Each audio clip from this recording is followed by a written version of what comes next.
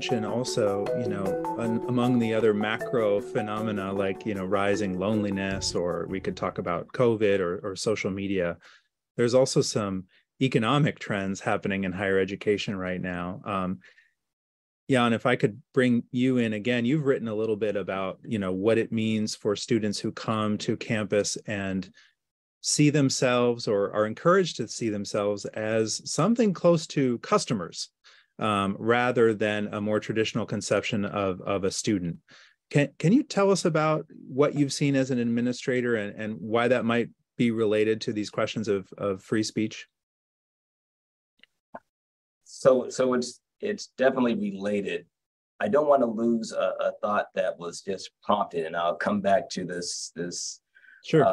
Customer dynamic. So just for the participants or the attendees, written an article related to basically framing university in the retail model, that's the way many students, including some grad students, have framed and seen themselves as the customer. And so I challenge that.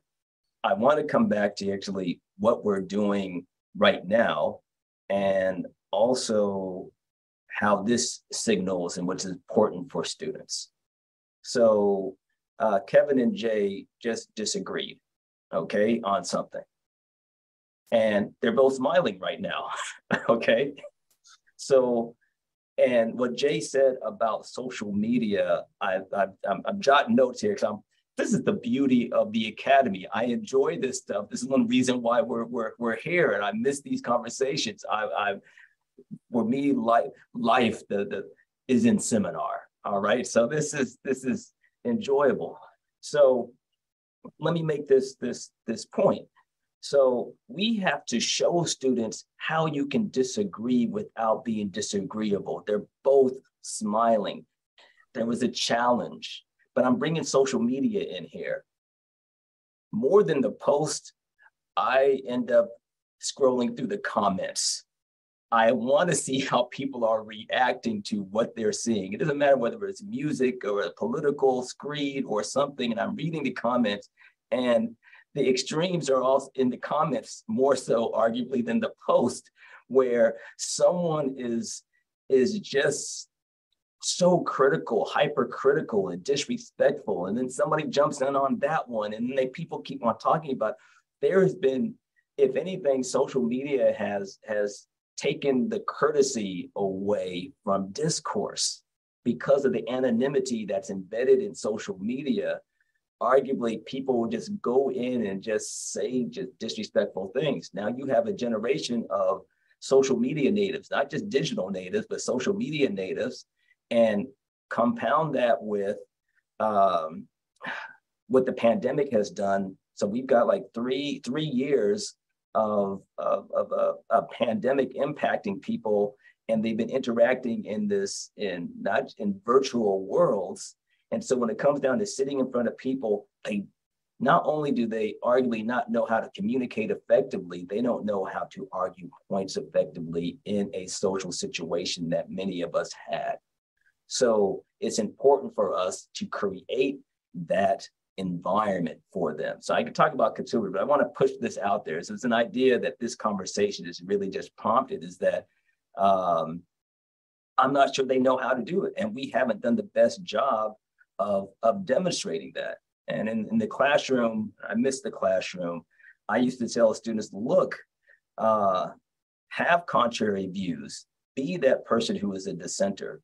I said, we can disagree, but we cannot be disrespectful. And we can disagree without being disagreeable. And I said, we're all students, we're all friends in here. As long as you don't talk about anybody's mama, we're gonna be okay, okay? So that's the way I would set the tone and then just bring it. But I don't think many universities have done a good enough job of talking about how can we talk about this, and maybe we haven't done the best job of modeling it. If any of our panelists want to build on that, feel free. I 100% agree that I think I mentioned graduate student instructors and adjunct faculty, I think tenured faculty especially, could take the charge in modeling what it looks like to have disagreeable, or not disagreeable moments, but moments in which we disagree. I think it was, I don't know if it was the U of A, but it was a university in Arizona recently did a session, or has a series of sessions on disagreeing with the professor, where it's a explicit, specific time to challenge your professor in a way that's not in a mob setting. It's one person going up with a question or a critique. They have to articulate their point of view, and they can have a brief dialogue. I think having a moment like that, or using something like HXA's curriculum, the dialectical thinking activity, I actually used this in my class this past term. And it's shocking and sad to see students, let me give context for the exercise. The exercise is to pick any issue, have 3 pros and 3 cons. That's it. You don't have to personally endorse any, you just have to list things out.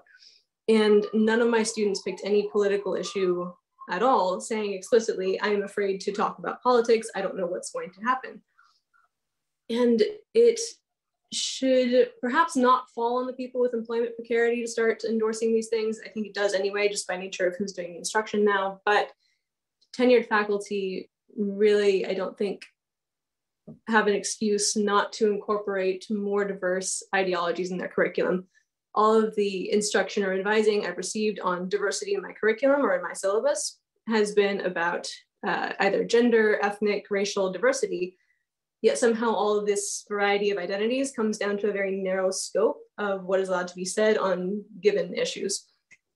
So yes, I think professors taking the time to mentor their graduate students, to remind them to incorporate a diversity of ideologies in their syllabi, or taking time in class to allow students to challenge you and to incorporate diverse readings in your own syllabus. If professors aren't willing to actually practice what they preach in terms of listening to different people and perspectives and engaging with them respectfully, then students can't follow suit. They won't know how.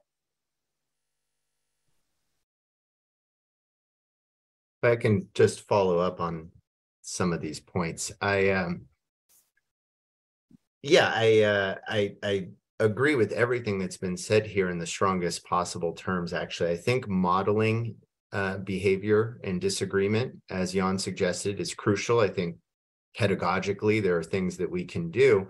All I will add to this is that I think we can learn a little bit about where we failed in selling some of our students on the value of academic freedom, freedom of expression more broadly.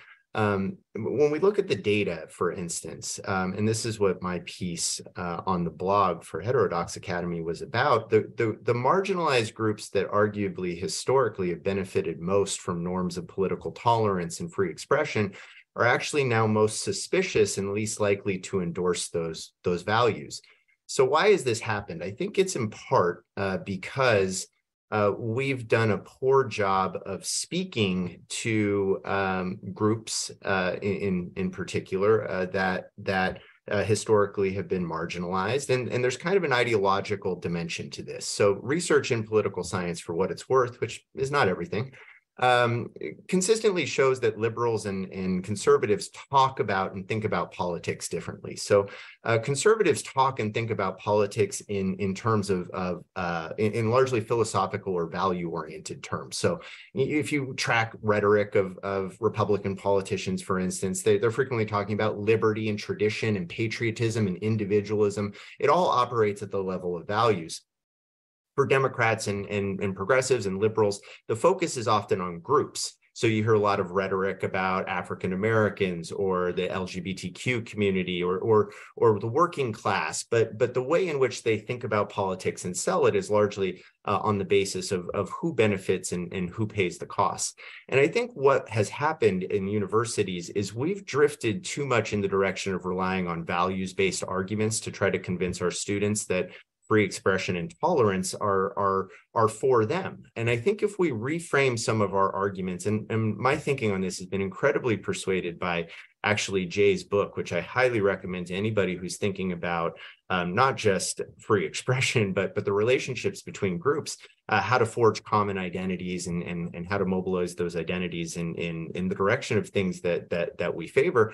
I think we need to have less of a division between people who are thinking, again, freedom, tradition, the Constitution, the First Amendment, free expression on the one hand, and people who see themselves as primarily looking out for historically marginalized groups. I think if we can find a way to rhetorically, again, not give up on the values ideas, but instead link the groups to values that liberals typically care about, concerns about harm, justice, fairness, equity. I think we can hopefully, again, sort of turn this around a little bit and start to communicate more persuasively to the students, again, that survey data suggests are at minimum hesitant about endorsing these views at the moment.